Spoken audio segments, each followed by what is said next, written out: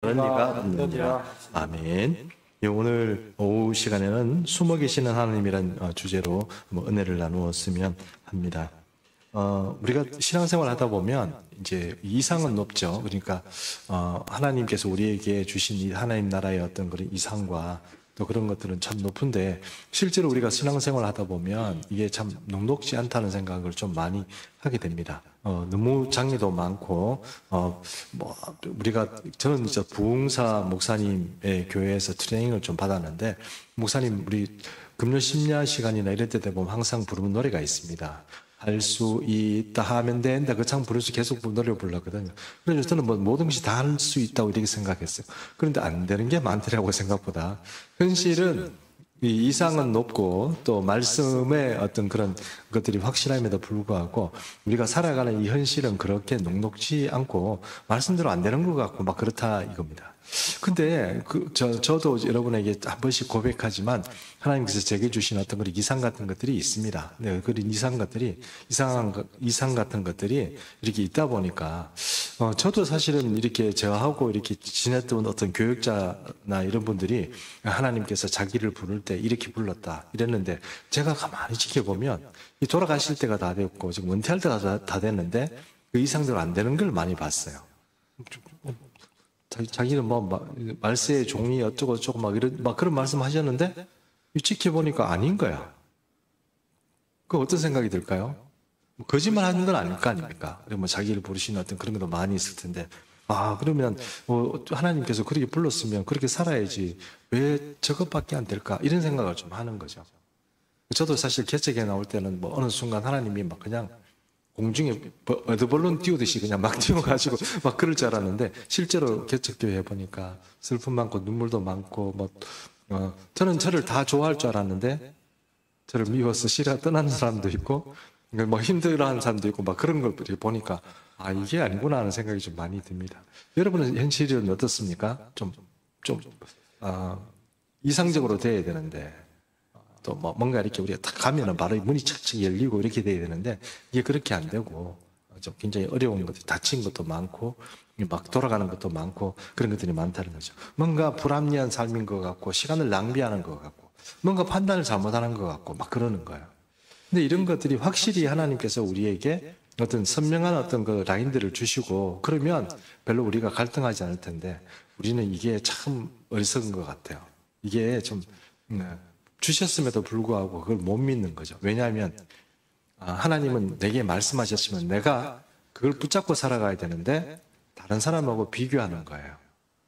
이 주변에 보니까 안 그렇던데 내가 하나님께 속는 것인가? 이런 생각을 했게 되면 어떤 일이 벌어지겠습니까? 이거 참 문제가 생기겠죠. 저는 이런 문제가 생길 때마다 딱 하나 생각나는 그 선지자가 있는데, 그 선지자가 누구냐면 예레미야입니다. 예레미야는 물론 이사야도 어려운 일들이 있고 여러 가지 선지자들마다 다 고생당하는 게 있지만, 예레미야는 젊은 시대에 어린 나이에, 그러니까 우리로 말하면 목회 경력이 아주 짧고 일천한 그런 상황에서 하나님의 부르심을 받아요. 그런데 이 사람이 받아가지고 순수한 거죠. 순수한 동기와 열정과 이런 어떤 그런 마음들이 그냥 막 넘치는 거죠. 그 교회를 잘 모르는 거죠. 모르고 교회도 잘 모르고 목회도 잘 모르고, 그래서 이제 하나님의 어떤 말씀만 받아가지고 막 마음이 뜨겁고 그냥 이거 정말 하나님이 이렇게 한 대로 막 하면 된다 이렇게 생각했는데, 웬걸 자기 얘기 듣는 사람이 없는 거예요. 듣는 정도가 아니고 저게 경력도 일천한 게 감히 우리한테 이래가지고 맨날 어디 성전 같은 데 가서 말하고 이러면 무시당하고, 또 어떤 경우에는 침도 뱉고 두들겨 맞고 이런단 말입니다. 근데 이 마음이 얼마나 어렵겠나 이거예요. 예레미야서 15장 16절에서 제가 좀 읽어볼게요. 만군의 하나님 여호와시여, 나는 주의 이름으로 일컬음을 받는 자라. 내가 선지자가 됐는데 그 선지자가 내가 되고 싶어 된 게 아니고 누가 세운 거예요? 당신 여호와께서 나를 세운 거 아닙니까? 이 얘기거든요. 만군의 여호와의 이름으로 일컬음을 받는 자라. 내가 주의 말씀을 받아 먹었사오니 주의 말씀은 내게 기쁨과 내 마음에 즐거움이 오나 그랬습니다. 여러분, 하나님의 말씀이 왜 성경 말씀도 그런 게 있지 않습니까? 성경 말씀 들으면 진짜 꿀송이 같고 너무 좋고 모든 문제가 날아가는 것 같고 그렇게 좋은 때가 있거든요. 말씀 받으면 그래요. 근데 그렇게 살라 그러면 어떻게 돼요? 이게 어려운 거예요. 받을 때는 너무 좋아요. 막 눈물 나고 막 감동적이고 세상에 이렇게 좋은 게 없다 싶고 세상 다 저리 필요 없고 내가 이것만 있으면 된다 이렇게 막 생각하거든요. 근데 그게 살아보니까 그렇게 안 되더라는 거예요. 그래서 18절 예레미야 15장 18절에 이렇게 나옵니다. 나의 고통이 계속하며 상처가 중하여 낫지 아니함은 어찌 됨이니까? 주께서 내게 대하여 물이 말라서 속이는 시내 같으시니까 이랬습니다. 여러분 그 사막에 가면 있잖아요. 신기루 같은 게 있잖아요. 신기루가 신기루가 어떤 건지 아시죠? 저 밖에는 오아시스가 있어 보이는 거예요. 그래서 사람들이 그 사막에서 그 오아시스가 있다고 생각하고 그쪽으로 막 죽기 살기로 가거든요. 뭐 가다가도 끝이 없이 신기루가 계속되죠. 그 신기루가 어떤 거예요? 가짜죠. 허상이죠. 오아시스가 아니고 아무것도 아니에요. 그냥 사막이에요. 근데 내 눈에는 그게 신기루처럼 보이는 거예요. 예레미야가 그렇게 얘기하는 거예요. 하나님, 당신은 저한테 그런 존재입니까? 신기루 같은 존재입니까? 내가 이 말씀 받아 너무 기쁘고 주님 말씀이 아멘 제가 하겠습니다 이러고 눈물 흘리고 열심히 이렇게 살았는데 막상 그 말씀을 해보니까 사람들 두들겨 맞죠. 두들기면 상처가 낫지도 않죠. 예를 들어서 팔이 다쳤으면 주여 이러고 막 그렇게 기도하면 바로 그냥 막 튼튼해지고 그래야 되는데 그게 아니고 두들겨 맞아가지고 막 누워 있어야 되죠. 심장 약해지죠. 눈 멀죠. 그래가지고 좋아져야 되는데 좋아지는 건 없고 너무너무 힘들고 막 그렇다는 거 아닙니까? 옛날에 조영규 목사님 그 간증 들어보면 어떻습니까? 남은 고치는데 자기는 못 고친다는 거 아닙니까? 내가 지금 여기서 막 설교하고 주님께서 여러분을 고치십니다. 여러분 아멘 이러고 사람들이 나오고 간증하고 이러는데 자기는 어때요? 못 견디고 여기서 엎어질 정도로 그렇다는 거 아닙니까? 그런 어떤 것처럼 예레미야가 그랬다 하는 거예요. 그럼 이게 좀 우리 생각에는 어떤 생각이 듭니까? 마음이 힘들죠. 주님께서 이렇게 나를 그렇게 했으면 뭔가 하나님이 이 말씀대로 내게 어떤 힘을 실어줬으면 나와가지고 파워풀하게 일도 하고 이렇게 해야 되는데 이게 왜 이렇게 되냐 하는 겁니다. 그게 여기 말하는 것처럼 물이 있는 줄 알고 거기 물 마시러 갔더니 도랑만 있고 물이 없는 거예요. 하나님이 내한테 그렇게 할 수 있냐 이런 어떤 거죠. 예레미야의 어떤 그런 고백이 바로 이런 얘기가 아닌가 이렇게 생각해 봅니다. 우리는 어떤 그 삶을 이렇게 볼 때 어떤 갈등 같은 것들이 있는데 그게 뭐냐면 하나님이 보이지 않으니까 우리는 확신하고 싶고 쥐고 싶고 확신한 걸 좀 붙잡고 싶은데 늘 주님은 숨어 있는 것 같은 느낌이 있잖아요. 숨어 있는 것 같아요. 근데 그 믿음이 출정하고 이러면야 우리가 영안이 열려가지고 주님이 활동하고 계시는구나. 우리가 어떻게 하든지 간에 주님이 일하시는구나. 이렇게 보이면 좋은데 사실은 이 세상을 살아가면서 주님은 어디 계시지? 왜 안 계시지? 왜 안 도와주시지? 항상 그런 의문을 가지고 우리가 살게 되거든요. 근데 이제 주님은 그런 것을 통합해서 말한다면 주님은 숨어 계시다. 이렇게 얘기할 수밖에 없다는 것입니다.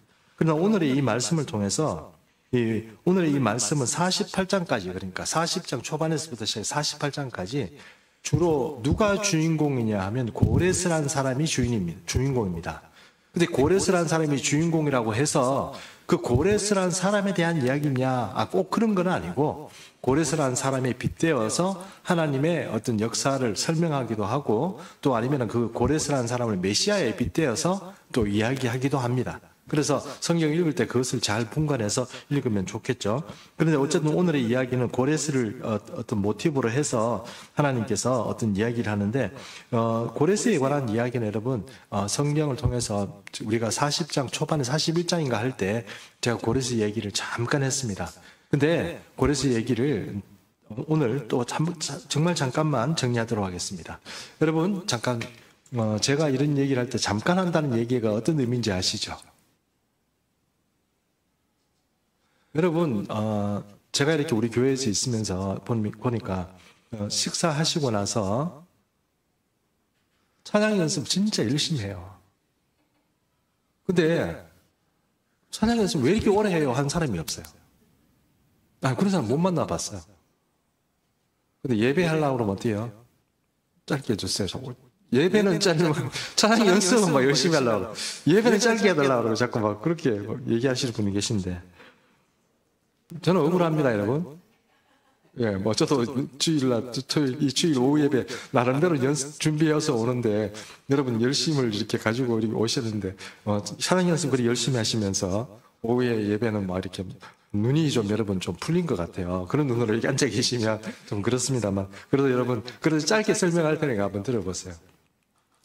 고레스라는 인물은 한마디로 얘기하면 별로 가능성 없는 인물이에요. 누가 봐도 이 사람은 별로 가치 없는 인물이에요. 이란이란 나라, 지금 이제 이란이란 나라가 이 구성되어 있는 그 민족 체계를 보면 메데, 바사, 엘람 이렇게 세 나라가 합쳐진 나라라고 생각하시면 돼요. 그런데 이 바사란 나라가 지금 페르시아잖아요, 그죠? 옛날에 페르시아였습니까? 페르시아가 지금 이란 된 거 아닙니까? 근데 이 바사란 나라가 제일 약해요. 그리고 메데란 나라가 있는데 메데는 그 바사보다는 좀 힘이 세요. 그런데 어떻게 이 메데의 그 바사란 나라에 있는 고레스란 왕이 있는데 고레스란 왕이라기보단 그 사람이 별로 힘없는 그런 족속이고 그런 어떤 왕자 역할을 하고 있을 때 벌써 이 메데란 나라는 상당히 힘이 좀 센 나라예요. 물론 엘람이라는 더 큰 나라예요. 더 힘세고 그런 나라예요.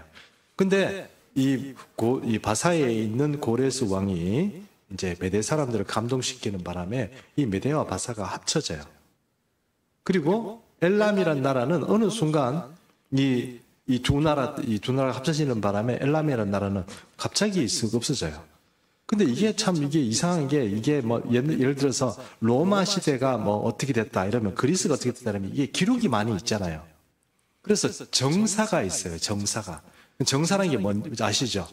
우리가 객관적으로 설명할 수 있는 역사가 있단 말입니다. 근데 그게 거의 없어요. 그러니까 이 메데, 바사, 엘람 이게 어떻게 어느 순간 어떻게 됐는지 이런 것들이 분명치가 않아요. 썰은 굉장히 많아요. 야사가 많아요. 근데 정사가 잘 없어요. 그러다 보니까 고레스라는 인물이 성경에 분명히 등장하긴 하지만 이 고레스라는 사람이 어떻게 정권을 잡고 어떻게 했다는 얘기가 이야기로 밖에 안 전해져요. 그러니까 뭐 특별히 어떤 그 기록이 남아있거나 이런 게 없어요. 근데 어쨌든 그 이야기를 이렇게 종합해 보면 이런 거예요. 메데와 바사라는 나라가 있는데 두 나라가 서로 사이가 안 좋아요. 우리나라의 남북하고 비슷해요. 근데 민족은 이 메데와 바사가 거의 같은 민족이라고 봐요. 근데 이 나라가 이제 어느 순간 이 메데가 훨씬 더 힘이 세는데도 불구하고 바사라는 나라에 고레스라는 인물이 등장하면서부터 어떻게 된 건지 모르지만 이 메데가 이 고레스라는 사람한테 엎어져요. 그러다 보니까 이 페르시아의 바사라는 이 고레스라는 인물이 커지면서 엘람이라는 나라가 어느 순간 또 사라져버려요. 그러면서 여러분 이게 메데 바사가 여러분 아시는 것처럼 바벨론이라는 아주 강력한 제국을 무너뜨려요. 근데 이 메데 바사가 이 바벨론은 제국을 무너뜨릴 때 그것이 여러분 우리가 이사야에서 한번 봤잖아요. 성문이 어떻게 열렸는지 그게 다니엘서하고 연결되어 있다고 말씀드렸잖아요. 그럼 이 고레스라는 사람이 세계 역사를 움직일 때 그것을 누가 움직인 겁니까? 고레스가 별로 한 게 없어요. 고레스 사실 여러분 이런 표현을 어떨지 모르겠습니다만 고레스가 힘이 세고 아주 막강해서 사람들이 저 사람하고 싸우면 안 되겠다 항복한 게 아니에요. 그래가지고 항복한 게 아니고 뭔가 모르게 사람들이 가서 힘 있는 사람들이 고레스에게 순종하고 엎어진 거예요. 중국 얘기 잠깐만 할게요. 중국 여러분 이 장개석 아시죠? 지금 대만 그죠? 총통 지금은 물론 돌아가셨지만 장개석하고 그다음에 어디입니까 그 등소평 모택동 죄송합니다. 그 이해 뭐리고 모택동하고 전쟁을 했어요. 근데 장개석이 월등하죠. 그때 정치사를 보면 중국에 이 공산당이 7,000명밖에 안 남아 있었대요. 그 수많은 수억의 인구 중에 7,000명밖에 지금 안 남아 있는 거예요. 다 죽어가는 거예요. 그런데 이 장개석 총통에 있던 우리 부주석이라고 해야 되나 이 사람이 이 모택당하고 얘기를 하다 보니까 우리가 이럴 때가 아니다. 서로 싸울 때가 아니야. 왜 중국인끼리 왜 싸우냐? 우리 이러지 말고 우리가 힘을 합쳐가지고 일본하고 싸우자. 이래가지고 어느 순간 지금 7,000명 남겨놓고 그래가지고 서로 막 피 튀기면서 싸우다가 다 이겨놓고 7,000명 남기면 여러분 금방에 하루라도 끝나는 전쟁을 어떻게 했습니까? 살리는 거예요. 그리고 그 7,000명이 어떻게 된 거예요? 지금 중국이 되어버렸어요. 웃기죠. 웃기는 일은 아니군요. 어쨌든 보십시오. 그렇게 7층밖에 안 남아가지고 다 끝나는 줄 알았는데 이게 막 역전돼가지고 그렇게 됐어요. 중국이 오늘 중국된 것이 하나님이 그렇게 하셨다 이렇게 말할 수는 없지만 역사적으로 보면 이게 정말 우리가 이해하지 못하는 그런 일들이 이제 이렇게 있다 하는 거예요.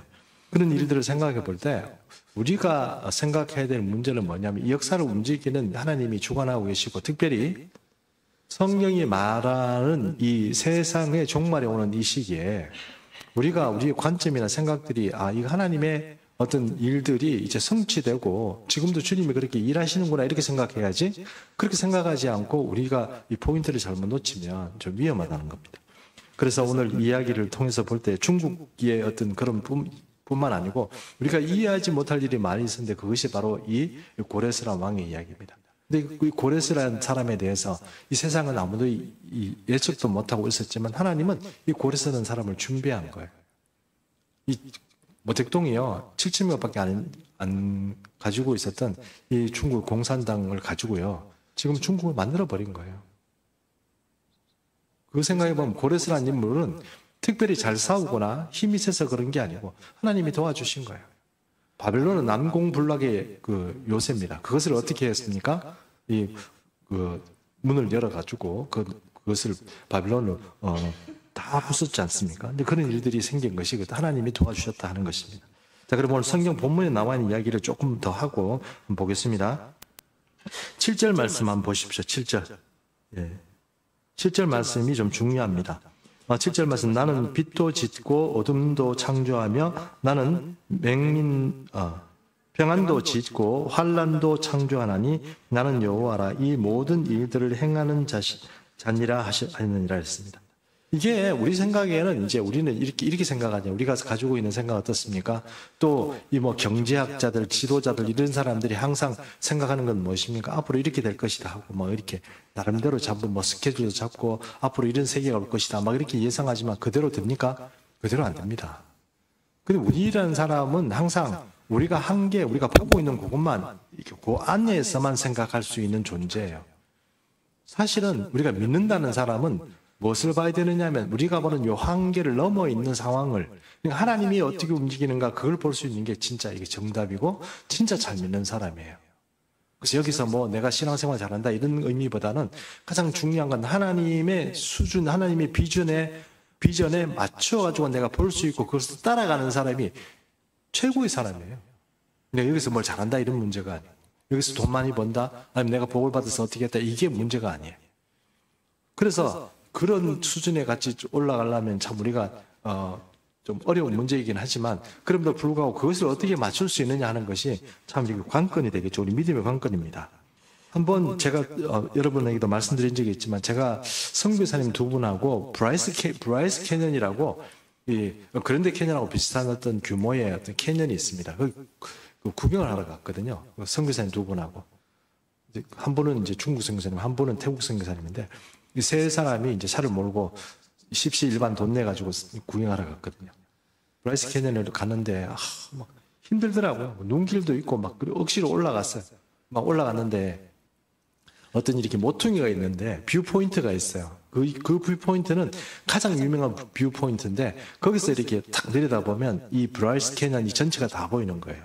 근데 아무것도 안 보여요. 좁은 길을 그냥 우리 가는 거예요. 아무 생각 없이 세 사람이 갔어요. 뚝뚝 가는데 어떤 우리 교회만한 어떤 바위가 하나 이렇게 우리 교회 반만한 바위가 하나 있는데 그 바위를 딱 돌아서는 순간 세상에 그 위에서 이 계곡을 이렇게 내려다보는데 세상에 이런 데가 있나 싶었어요.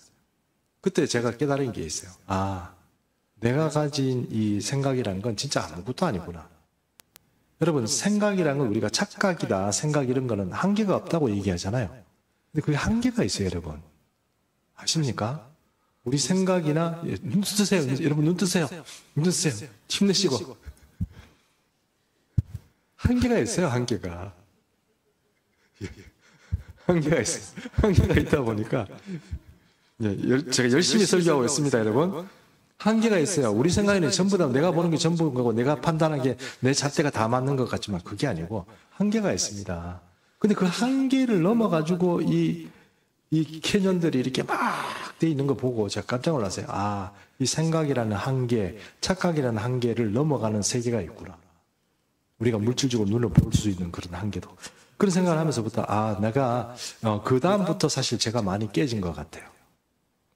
이거 내가 생각하고 내가 배우고 내가 누구에게 들었던 이야기 그 이상의 세계가 있구나 하는 것을 그때부터 깨면서 이제 뭐 성경도 그렇고 하나님의 세계도 그렇고 많은 것들이 저한테 이렇게 네가 가지고 네가 생각하는 거 별거 아니야 이러면서 깨어지고 왔는 것 같아요. 그러면서 우리가 하나님의 이런 어떤 그 비전에 충성하고 그렇게 살아가려고 그러면 그 한계, 자신의 한계를 좀 내려놓는 그런 훈련이 좀 되는 게 좋지 않겠나 싶습니다. 이사야 45장 13절 말씀만 보겠습니다. 13절 말씀입니다. 찾으셨죠? 예, 함께 읽습니다. 시작.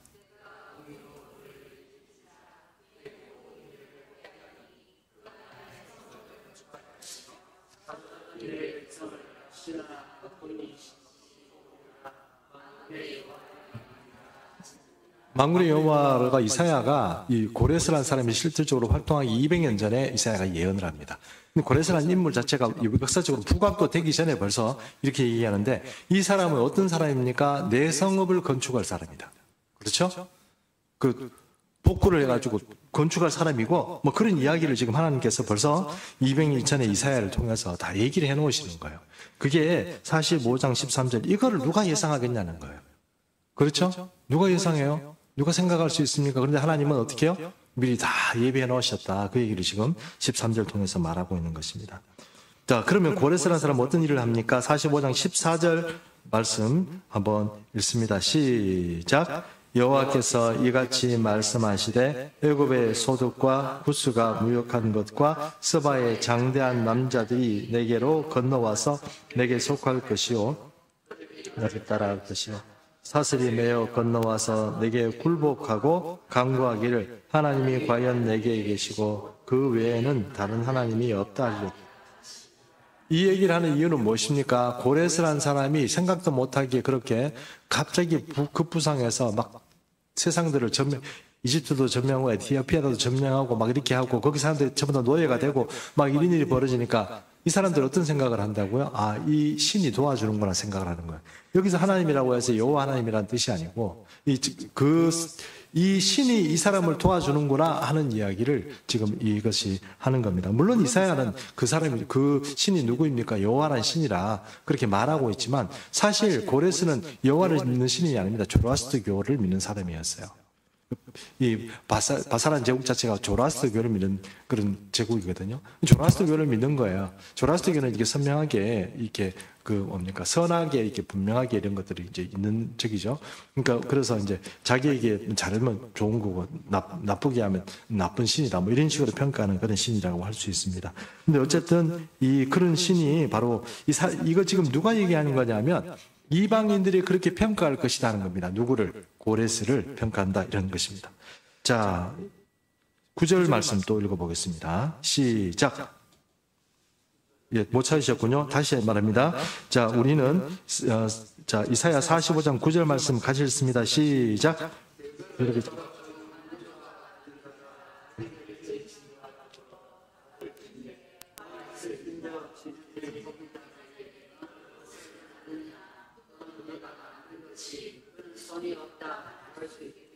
이 얘기는 어떤 얘기입니까? 우리가 이렇게 하나님을 평가하고 하나님을 생각할 때 사실은 우리가 누구란 존재입니까? 질그릇이에요. 그릇도 한 조각이라고 그랬으니까 그릇이 다 온전하게 있는 게 아니고 뭡니까? 깨져 있는 거예요. 깨져가지고 쓸모도 없고 소용도 없고 아무 필요도 없는 그런 것들이 깨져 있는 사기 조각 같은 것들이 널브러져 있는데 그 중에 하나가 함부로 주님께 여호와께 대해서 이렇게 얘기한다는 거예요. 자기를 지으신 이와 더불어 다툴진대 화 있을진자 진흙이 토기장이에게 너는 무엇을 만드느냐? 또는 내가 만든 것이 그의 손이 없다 말할 수 있겠느냐? 이렇게 얘기하는 거예요. 네가 당신이 뭘 이렇게 만듭니까? 이렇게 얘기하는 거예요. 여러분 이걸 다시 우리에게 우리 삶으로 다시 적용해 본다면 어떤 문제입니까? 우리가 큰 나라의 어떤 큰 문제도 뭐 하나님께서 일하시는 어떤 그런 큰 어떤 그 비전도 분명하지만 또 어떤 문제가 있으면 우리 삶을 이렇게 해서 볼 때는 사실 우리는 누구라고 얘기하는 겁니까? 질그릇 조각 같은 사람이다 이렇게 얘기를 하는 거예요. 이게 우리 삶을 이렇게 하면서 주님 이거 왜 저는 이렇게 안 도와줘요? 저는 왜 이렇게 안 돼요? 왜 이거 왜 이렇게 하세요? 이렇게 하면 돼요, 안 돼요? 안 된다는 거예요. 왜 누구는 뭐 이렇게 해주고 누구는 인삼 뿌리 먹고 누구는 무시 뿌리 먹습니까? 주님 왜 나는 이렇게 해주고 쟤는 왜 저는 뭘 그렇게 잘했다고 저렇게 해줍니까? 내가 아무리 봐도 내가 좀 더 잘났고 내가 또 주님 앞에 더 충성하고 내가 예배를 드려서 한 번 더 드리는데 어떻게 왜 그래요? 막 이렇게 얘기를 할지 모르지만 토기장이가 질그릇 가지고 하는데 질그릇 조각이 그냥 왜 그러냐고 막 이렇게 대드는 건 어불성설입니다. 그러므로 여러분 이 질그릇 같은 게 자꾸 떠들고 그러면 그러지 말고 의심스러워하지 말고 주님께 신뢰하는 마음으로 믿음으로 주님이 뜻대로 된다 이런 생각 가지고 살아야 된다는 거예요. 또 한 군데 보겠습니다. 58장 6절입니다. 이사야 58장 6절인데요. 이거는 제가 읽어보겠습니다. 58장 6절입니다. 제가 읽겠습니다. 내가 기뻐하는 금식은 흉악의 결박을 풀어주며 멍에의 줄을 끌어주며 압제당하는 자를 자유하게 하며 모든 멍에를 꺾는 것이 아니겠느냐 이랬습니다. 이 얘기를 왜 제가 말씀드리냐면 목회를 하는 것도 그렇고 여러분 우리도 이렇게 하나님의 나라를 살아가야 되는데 우리 삶에 있어서 뭔가 파워풀하고 능력이 있는 어떤 그런 일들을 해야 되는데 그게 우리 힘으로 안 돼요. 우리 지혜로 안 돼요. 우리가 좀 화합하고 뭘 이렇게 서로 막 이렇게 어떤 우리가 가지고 있는 달란트를 가지고 막 섬기어 막 될 것 같은데 그게 안 되는 거예요. 왜 그렇습니까? 보이지 않는 전쟁 속에 있기 때문에 그래요. 그러므로 이 보이지 않는 전쟁에서 우리가 승리할 수 있는 방법은 뭐냐 하면 이 자기 잣대를 내려놔야 되는 거예요. 자기 생각을. 이게 참 그런 거예요. 내가 뭐 옛날에 뭐 했으니까 내가 이런 거 가지고 잘할 수 있다. 저 같은 경우에는 목회 사람 이렇게 많은 조직을 거느려 봤는데 이거 하는 거 어렵겠냐 이렇게 생각하지만 그게 아닌 거예요. 안 되는 거예요. 여러분 아시잖아요. 예수님이 변화산에 올라가 있을 때 제 아들이 그 아버지가 귀신 들린 아들 데리고 왔잖아요. 그렇죠? 근데 이 귀신이 그 어떤 사람의 그 아들을 막 불 가운데도 던지고 막 그렇게 어릴 때부터 그렇게 했다는 거예요. 근데 제 아들한테 부탁하니까 제 아들이 해결 못 하더라. 이렇게 얘기하니까 예수님께서 제 아들이 뭐라고 얘기했습니까? 이 믿음이 없는 자들아, 내가 얼마나 너희를 참아야 되겠냐. 이렇게 말씀하시잖아요. 그렇죠? 그리고 나중에 제 아들이 가만 생각해 보니까 이상하거든. 분명히 자기들도 귀신도 쫓았고 막 했다는 말이에요. 나중에 언젠가 그때 주님 보내실 때는 귀신도 쫓고 막 그렇게 했거든요. 병도 치유하고 그랬거든요. 근데 왜 안 되냐 이거예요. 그래서 주님 앞에서 조용히 와서 여쭤보죠. 주님 우리는 왜 그렇게 못했습니까? 그거는 뭐 때문에 그래요? 기도에 달려있다는 거예요. 어떤 기도일까요? 바로 금식하는 것과 같은 기도예요. 이게 막 되는 게 아니고 흉악의 결박을 풀어주고 이렇게 하는 것이 영적인 싸움이에요. 그 영적인 싸움에는 내가 잘하니까 영적인 싸움을 할 수는 없어요. 내가 아무리 잘나도 그래요. 내가 아무리 탁월해도 그래요. 진짜로 이 사람의 영혼을 풀어주고 자유케 하고 그렇게 하는 그 어떤 힘은 하나님이 하시는 거거든요. 그 힘을 이겨낼 수 있는 것은 내 잣대를 내려놓고 하나님께 의지하는 수밖에 없어요. 그것이 금식이에요. 금식을 하자고 제가 말씀드리는 게 아니고 진짜 우리가 어떤 하나님의 일을 감당하고 주님 숨어 계시는 그 주님의 그 능력을 힘입어서 우리가 현실적으로 구현하려고 한다면 그것이 진짜로 우리가 우리의 잣대를 내려놓지 않고는 불가능하다 하는 얘기를 말씀드리고 있습니다. 자, 45장 10절 말씀 한 번만 보도록 하겠습니다. 45장 10절입니다. 같이 읽습니다. 시작.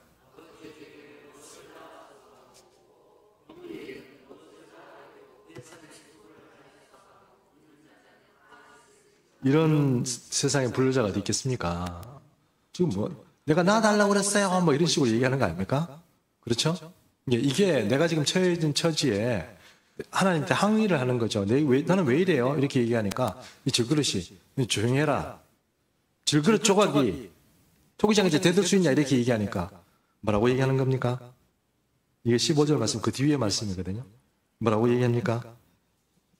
아이고 15절 말씀이 아니고 아버지 도대체 그러면 나를 왜 낳았습니까? 뭐 이렇게 지금 항의하는 거 아닙니까? 그죠? 이해하시죠? 예, 그런 이야기를 지금 하고 있습니다. 그래서 이런 불효자가 어딨냐 이렇게 얘기하는 겁니다. 그러니까 9절과 10절의 말씀이 그런 의미에서 하나님께서 네가 가지고 있는 그런 소견 가지고 내가 불편하고 내가 안 맞고 불합리한 이런 거에 대해서 나에게 자꾸 항의를 해서 될 일이다 안 될 일이다? 안 될 일이다. 그 얘기를 지금 하는 겁니다. 나는 나름대로 내 계획이 있다. 근데 그걸 네가 눈이 어두워서 못 보는 거다. 그 얘기를 지금 주님이 요 말씀을 통해서 하시는 거예요. 그렇죠? 네, 그래서 숨어 계신 하나님이에요. 그래서 우리가 있잖아요. 좀 정말 믿음의 사람이면 이 숨어 계시는 하나님을 보는 게 관건이에요. 숨어 계셔서 활동하시는 그분을 진짜로 볼 줄 아는 게 진짜 효자예요. 그리고 진짜 하나님의 백성이고 진짜 주님의 종이다. 이렇게 할 수 있다는 것입니다. 자, 하나님은 누구십니까? 45장 12절 같이 읽습니다. 12절입니다. 시작. 내가 땅을 만들고 그 위에 사람을 창조하였으며 내가 내 손으로 하늘을 펴고 하늘의 모든 군대에게 명령하였노. 세상에 전쟁을 하고 뭐 이렇게 세상이 정치되는 거 이거 누가 하시는 거라고요? 하나님이 하시는 거다. 그 말씀을 하고 있습니다. 그리고 더 15절, 17절, 18절 이 말씀도 다 있지만 다 생략하고 18절만 한번 다시 읽고 정리하도록 하겠습니다. 18절 시작. 대저 여호와께서 이같이 말씀하시되 하늘을 창조하시니 그는 하나님이시니 그가 땅을 지으셨고 그것을 만드셨으며 그것을 견고하게 하시되 혼돈하게 창조하지 아니하시고 사람이 거주하게 그것을 지으셨으니 나는 여호와라. 이니라. 아멘. 우리가 내 마음대로 안 되고 내 뜻대로 안 되면 우울증도 걸리고요. 조울증도 걸리고 마음의 병도 없습니다. 그게 사람이에요. 그거 왜 그렇습니까? 마음대로 안 되니까. 그렇잖아요. 마음대로 됩니까? 우리 삶에 왜, 그럼 마음대로 되면 우리 삶에 불행이 왜 있겠습니까? 전부 다 부자고, 뭐. 우리 누가 좀 끙끙거리시는데. 네. 다 마음대로 되고, 그런데 뭐, 우리가 뭐, 저기 할 게 있습니까? 그런데, 그래서 우리는 또 예수 믿는 삶이다 보니까 누구한테 아니면 하나님한테 자꾸 항의하거든요. 하나님한테 항의한단 말입니다. 하나님, 나는 왜 이러세요? 나한테 왜 이러세요? 이러고, 뭐 그렇게 항의한단 말이에요. 근데 여러분, 이 주님은 하시고 싶은 말씀이 뭐예요? 야, 이거 내가 다 이렇게 하는 거야. 너는 뭘 바라고요? 내가 숨어서 아무것도 안 하는 게 아니고, 나는 나름대로 일을 하고 있는 거야. 그걸 좀 볼 줄 알았으면 좋겠어. 그게 오늘 우리가 주목해야 될 하나님의 지식이에요.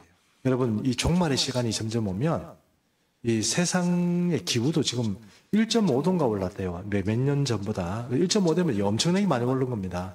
지금 우리 계속 스콜 맞잖아요. 포항에는 비 오는데 여기는 비 안 오고. 그죠?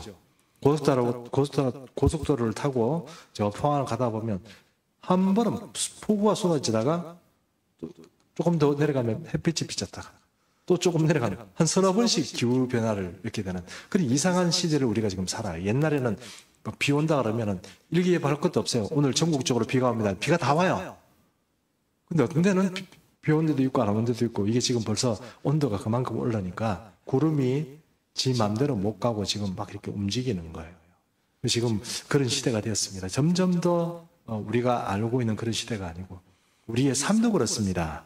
옛날에 그냥 70년대, 80년대처럼 우리가 신앙생활 잘하고 기도 열심히 하고 그러면 그냥 축복받는 그런 시대가 아니에요.